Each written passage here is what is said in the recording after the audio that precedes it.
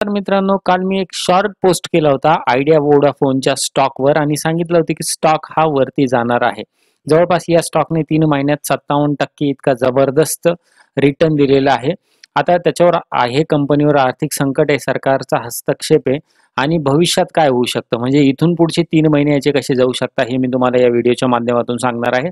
तत्पूर्वी जो आयडियाचा शेअर होता, काल ज्यांनी शॉर्ट बघितला नसेल त्यांच्यासाठी की 3 महिन्यात 57% आणि कालचा जो त्याचा टप्पा होता, तो ऑल टाईम हायचा होता. म्हणजे 52 वीक्स हायवर होता.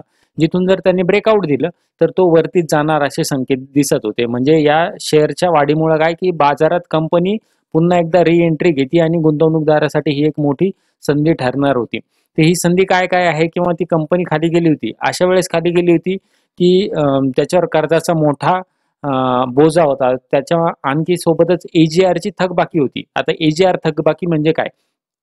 की कंपनीने काही प्रॉफिट बनवला, काही सर्व्हिसेस प्रोव्हाईड केला.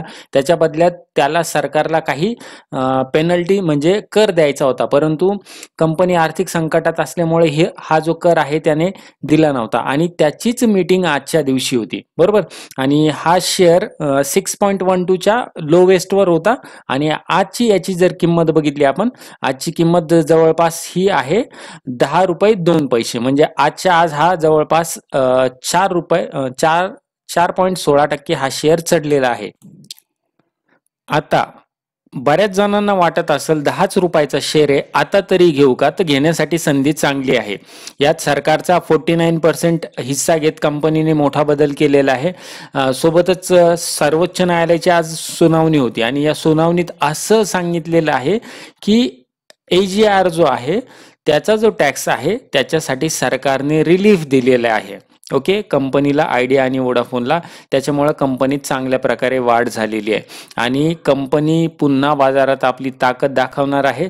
सोबतच शेअर मार्केटमध्ये पुन्हा चांगल्या प्रकारे झेप घेऊन तिचं स्थान दाखवणार आहे. इथपर्यंत जर व्हिडिओ आवडला असेल तर लाईक करा आणि चॅनलला सबस्क्राईब करायला विसरू नका.